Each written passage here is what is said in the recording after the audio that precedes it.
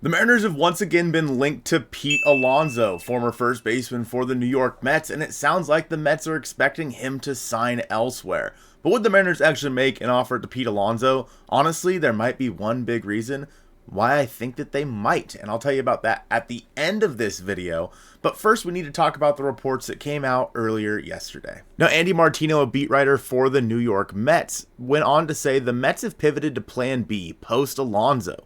They now consider it the most likely outcome that Alonso will sign elsewhere. They add Winker and will add a reliever, possibly a top one. Now, this comes after Jesse Winker re-signs with the New York Mets. He's likely going to be a DH for them, but at the same time, the rumor is they're going to be moving Mark Vientos over to first base instead to have Brett Baty have a chance over there at third base. It's an interesting move, and I feel like there is still more coming down the pipeline, potentially a third baseman like Alex Bregman, but that does mean that Pete Alonso, they expect to be moving on. And at this juncture in the offseason, players like Pete Alonso tend to take maybe shorter term deals, where Alonso at the beginning of the offseason may have been looking for a 5-6 year deal worth $30 million a year. Now he may be okay with taking a 2 or 3 year deal. And we'll talk a little bit more about the money that would go with that and why I think it actually is in the Mariners' favor here in just a second. But first, let's take a look at Alonso's numbers, because he is coming off one of the worst years of his career. And I think that's something that does need to be noted.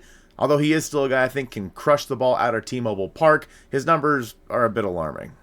In 2024, Alonso played in 162 games. He did end up being an all-star, but he hit 240, 329, 459, good for a 123 OPS plus. Now, you may say that and say, honestly, that's pretty solid, because, yeah, that'd be a solid number for the Mariners, and you look at his year before that, he hit 217. But in 2024, he only hit 34 home runs compared to the 46 that he hit the year prior and the 40 the year prior than that. It was the second least home runs that Alonso has hit in a single season. He is a massive power hitter who crushes the baseball.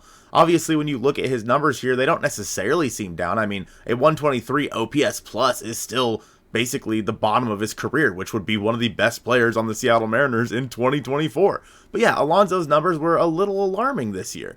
Obviously, only 88 RBI. He did strike out 172 times as well, which when we scroll down here and look at his strikeout rate, he is right around league average at 22.8, which is not too bad. This is the first time since 2020, which doesn't really count because it was COVID, but first time since 2020 where he struck out above league average at 24.7%, and his exit velocity was down from his career 90.3, only down about half a mile an hour, but still nonetheless. I think the big thing and the big problem with Pete Alonso's power in 2024, though, was his fly ball percentage at 28.2% compared to 35% the year prior, 30%, 31, etc. His career 30.4% fly ball percentage is obviously 2% higher than it was in 2024, likely leading to less home runs.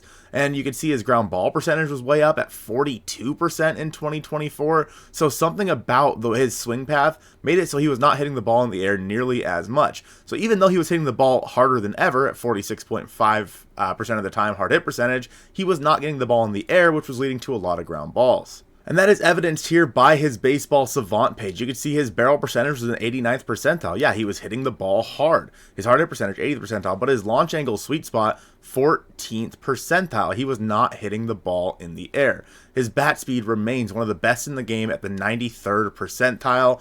But again, his K rate is in the 30th percentile here. And based on his spray chart, you can see most of his power is to left field, which when it comes to the Seattle Mariners is not a huge advantage, because left field is a hard place for the Mariners to get the ball out of the ballpark. Normally it's right field for them.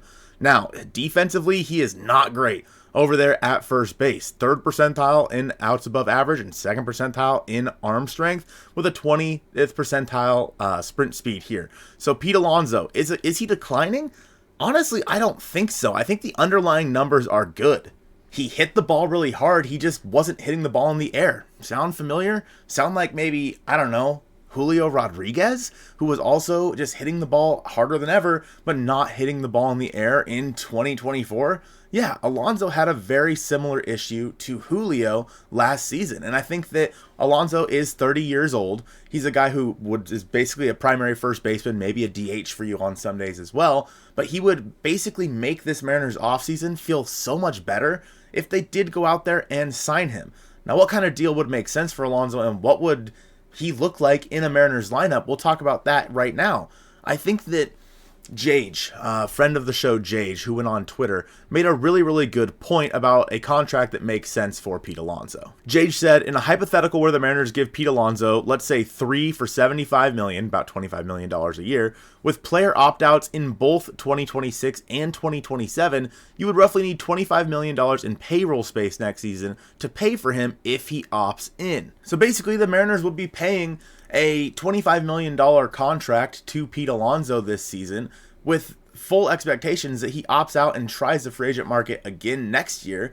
And if he doesn't, then you do have him next year as well. $25 million is less than the $30 million he was expected to get. I think that that is something that makes a lot of sense for the Mariners to go out there and do. I think it might have been Jage, but somebody said maybe have a $5 million buyout on that option next year, which makes it basically a $30 million deal. I think that he may be willing to do that. It's a very player-friendly contract where he's probably not going to get $30 million this year. But again, if you have that buyout at the end of the year, I think he might be willing to take that. Now, you may be wondering what this bar is that's above my head. And yeah, we'll talk about that in a future video, but we're trying to raise $5,000 for something pretty cool. So we'll let you guys know that later on. Also, I just forgot to take it off. I'm gonna do that now. Now, the problem is that when you think about the Mariners' depth chart, it is very right-handed heavy right now. I think in a perfect world, the Mariners would prefer to add like a left-handed hitting like third baseman or something like that. But nonetheless, I Bleav that adding Alonso is one of those special cases where you don't care about the handedness, you care about putting the best player on the field possible. And I think that going forward in 2025, that is Pete Alonso. With that being said, I think that the potential to spend the money that you're offering to Alonso here, if you were to offer that same contract to Anthony Santander, I would rather have Santander in 2025 than Pete Alonso. He's a little bit more versatile positionally. Not really. He's not a good defender. But also, he's a left-handed bat that just fits the ballpark more. So I think that the Mariners should offer this same contract to Anthony Santander. And, I mean, even Alex Bregman. Honestly, they should offer this contract to Bregman as well. Because well, the thing is, where the Mariners are at in the offseason, it fell the way they needed it to. The free agent market fell the way that the Mariners needed it to. And unfortunately for them, they're too stupid to go out there and make these moves because they're too stupid to spend money. And so these players, the Mariners didn't want to sign them to long-term contracts. Well, great. Now you don't have to. There's no such thing as a bad one-year deal. And if you're signing a player like Santander or Alonso or even Bregman to a one-year deal, they're probably going to opt out after this year because, frankly, why would they want to play here? But at the same time, they're getting a little bit more desperate. Spring training starts in less than a month, and I think that the potential for the Mariners to go out there and get some of these guys is better now than it was a few months ago. The question is, are they going to spend the money? So a 3-year deal, $75 million for Pete Alonso seems obviously far and away from what he was expected to get going into this offseason, but that's because the Mets are not planning on re-signing him at this point, and I think that he has been waiting to hear from the Mets, and the Mets have been waiting to hear from him on what they're planning to do next offseason, or this offseason, I'm sorry. And I think something that's interesting is, Jage mentions as well in this Twitter thread, Mitch Garver, Mitch Haniger, Dylan Moore, and Donovan Solano are coming off the books at the end of this season, so going into 2026, which opens up about $36.5 million. Now, Jage goes on to mention that, yeah, that's probably going to be part of the arbitration raises to Cal, George, Logan, etc. But still, that is money that you're going to have open next offseason that you could potentially spend. So yeah, I think Pete Alonso does make sense, especially if you do end up still trading Luis Castillo and getting his $22 million or whatever it's going to be off the books. Then adding somebody like Pete Alonso makes a ton of sense. Let's take a look at what that lineup would look like with Alonso in it. So I think that you slot Pete Alonso right in the middle of that lineup, either third or fourth in the order. You have Victor Robles still leading off, Julio still batting 2. I'd probably go Cal 3 here just to break up the righties a little bit, and Pete Alonso 4. Now, if I do have Luke Raley still playing every day, maybe DHing, I would bat him 5th before Randy potentially 6th. Now, we get a little bit more difficult because you have 7, 8, and 9. You still have J.P. Crawford.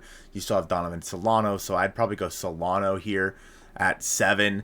8, I guess I go like Bliss or Moore. And then 9, I go J.P. Crawford. The bottom of the lineup is still not special here with the Mariners. But I think that adding somebody like Pete Alonso with the expectation that maybe we can get some bounce back campaigns from somebody like Mitch Garver, adds a lot of thump to this lineup. Let me know in the comments down below if you think Pete Alonso is a good fit for the Mariners in 2025. I appreciate you guys watching this one, and go Mariners.